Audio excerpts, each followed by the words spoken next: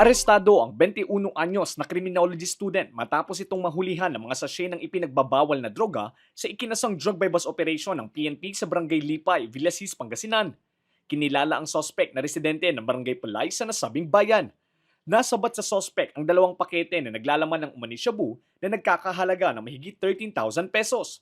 Nasabat din sa sospek ang isang baril at mga bala na wala umanong dokumento.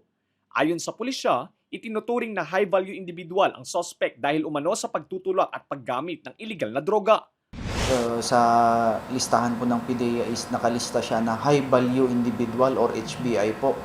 And matagal po yung case build up nila, yung proseso ng mga witness.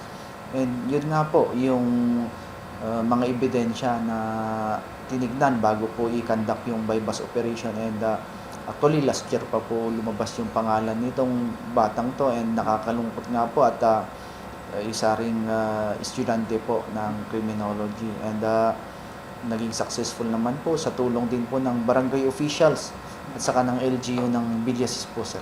Bali bot po, sir, user, pusher at saka dealer na rin po, kaya siya inakyat as high value individual based po sa listahan ng PIDEA. Itinanggi naman ng suspect na sa kanya ang mga nasabat na items. Siguro di din naglagay tao di ayan mi sir. Yung madi ka gamang? Madi sir.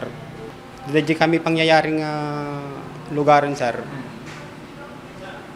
Niluktan da yung box ko damat ti inlipat dati lugar na.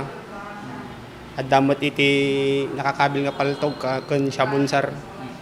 Mahaharap ang suspect sa reklamong paglabag sa Comprehensive Dangerous Drugs Act of 2002. Magtulungan po tayo para masugpo at ma-minimize man lang yung problema ng droga dito po sa bayan natin. And nais ko pong kunin din itong pagkakataon na kung may gusto po kayong tulungan ng mga kamag-anak, kaibigan o relative po ninyo, is pwede naman natin silang hikayatin na mag-voluntary surrender at magparehab po. Kasi yung iba nga po is biktima lang din. Lester Narag, Balitang, Solid North.